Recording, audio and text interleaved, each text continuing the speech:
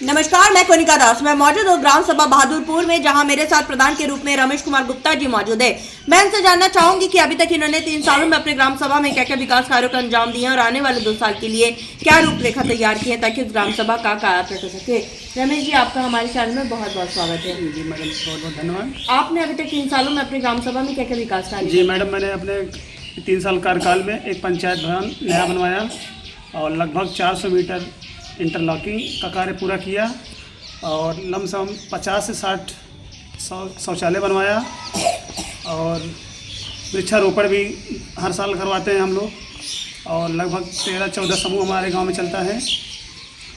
अगर मैं बात करूँ स्वच्छ भारत मिशन के तहत, तो स्वच्छ भारत और स्वस्थ भारत, स्वच्छता को लेकर आप अपनी ग्राम सभा में क्या क्या काम करना चाहिए? जी मैडम, साफ सफाई, नाली साफ सफाई, सड़क पे घर घर कूड़ा करकट। प्लस में आपकी ग्राम सभा हो चुकी है? जी। आरआर सेंटर कंप्लीट है? जी कंप्लीट है। कूड़ा गाड़ी आ चुका है? जी आ गया। जी।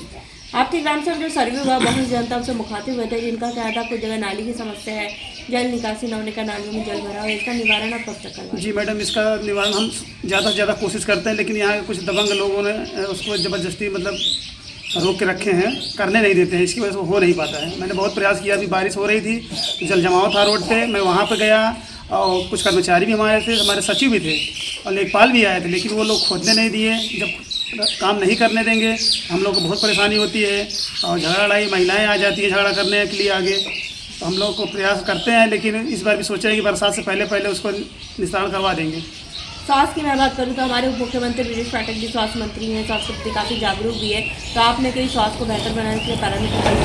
जी, हमारे यहाँ की जो आशाएँ हैं, वो आशा महिला हैं, वो आती हैं और जैसे बच्चों का देख रेख लिए वो थर्मामीटर या तमाम चीज़ें चेक करती रहती हैं और स्कूल में भी आंगनबाड़ी का कार्यक्रम चलता रहता है बराबर।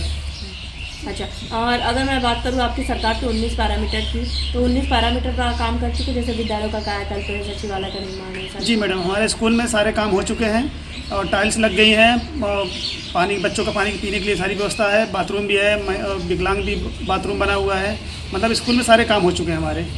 आपका कोई सपना जो आप अपने ग्राम सभा के लिए करना चाहते हैं, जो किसी प्रधान ने नहीं, जो आप करना चाहते हैं? जी मैडम, हम चाहते हैं कि हमारे गांव के सारे लोग जागरूक रहें, मतलब किसी के हाथ से या मतलब सरकार के जो दिशा निर्देश हैं, सबके खाते में डिजिटल पेमेंट जा रहा है, कोई ले ना पाए, तो किसी को पैसे में देकर ना फंसे, और चाहते हैं कि जो हमारे गाँव में अभी जो काम ना हुआ हो उसको मैं करवा लूँ। अभी प्रधानमंत्री की सूची हम लोग बनवा लिए हैं, लेकिन अभी ऑनलाइन नहीं हो रहा है। सोचते हैं कि ज़्यादा से ज़्यादा लोगों का इसका लाभ मिल सके, गरीब लोगों को। बारात द्वारा शमशान घाट नहीं होने के कारण जो गरीब तबके के लोगों में शादी ब्याह में समस्या हो रही है, इसके लिए आपने अभी तक लिखित आवेदन नहीं दिया है?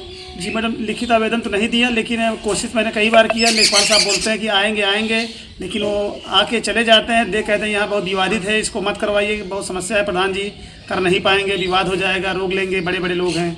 मैं आपको बताना चाहूँगी कि जब तक आप लिखित आवेदन नहीं करेंगे, उसकी प्रतिलिपि आप हमें नहीं भेजेंगे या अपने विकास भवन में नहीं देंगे, ब्लॉक में नहीं देंगे, तब तक आपको सरकार तक आपकी बात नहीं पहुँचेगी।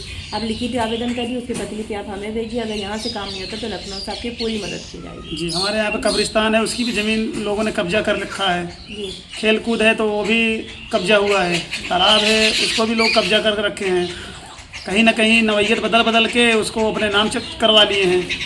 इस पर मैं मुकदमा भी लड़ रहा हूँ 14.5 बीघा का, लेकिन कोर्ट में मामला फंसा हुआ है, वो लोग खारिज नहीं कर रहे हैं। कई बार मैं लिखित शिकायत दिया था, लेकिन वो खाली नहीं कर पा रहे हैं और कहीं ना कहीं हम लोग के पास समस्या हो जाती है कि हम कोई नई बिल्डिंग जैसे बनाना चाहते हैं, सरकारी बिल्डिंग, और जगह नहीं मिल पाती है। जैसे पानी की टंकी बनाने के लिए हम लोग के पास जगह नहीं मिली। कई बार एप्लीकेशन दिया कि मतलब जगह को चिन्हित किया जाए, लेकिन जाते हैं, देखते हैं, फिर उसके बाद पेंडिंग में छोड़ने चले जाते हैं। कोटेदार लेखपाल कैसे आपकी ग्राम सभा में? लेखपाल तो ज़मीन जैसे कब कोई ग्राम सभा की ज़मीन जैसे नवीन पड़ती है, ऊसर बंजर तालाब या कहीं कोई घर निर्माण करता है तो मैं इनको सूचना देता हूँ, लेकिन ये जाते हैं, फिर उसके बाद ये भूल जाते हैं, ये क्या करते हैं, उसका काम रुकता ही नहीं है, चलता रहता है। और कोटेदार तो जैसे 20 किलो में गल्ला किसी को दिया जाता है तो उसमें आधा किलो 1 किलो कम देते, जब उनको सूचना देता हूँ तो सही कर देते हैं और जो गरीब लोग आते हैं उनको संतुष्ट कर देते हैं, फिर दूसरे किस्म किसी घाटा कम ज़्यादा करने लगते हैं। सरकार से आप किस तरह की मदद चाहते हैं कि आपकी मदद की जाए और आपकी ग्राम सभा का विकास हो? सरकार से मैडम हम मदद चाहते ही हैं कि हमारा जैसे ग्राम सभा बहुत छोटा है, हम लोग असमर्थ हैं ग्राम का विकास कराने में। हमारा रोजगार सेवक भी है, वो काम करता नहीं है।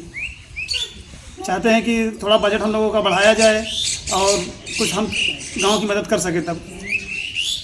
हमारे साथ प्रधान जी मौजूद है। इनका साफ तौर पे कहना है कि उन्होंने अब तक प्रयास किया ताकि इस ग्राम सभा को नंबर 1 ग्राम सभा बनाया जाए। जैसा कि उन्होंने साफ तौर पे कहा, इनका ड्रीम पॉइंट का सपना है इस ग्राम सभा में स्वच्छ भारत मिशन के तहत काम करना, नाली खरंजा पे काम करना, बारात के शमशान घाट पर काम करना, जिसके लिए लिखित आवेदन करने वाले जिसकी प्रतिलिपि हम सरकार तक जरूर पहुंचाएंगे।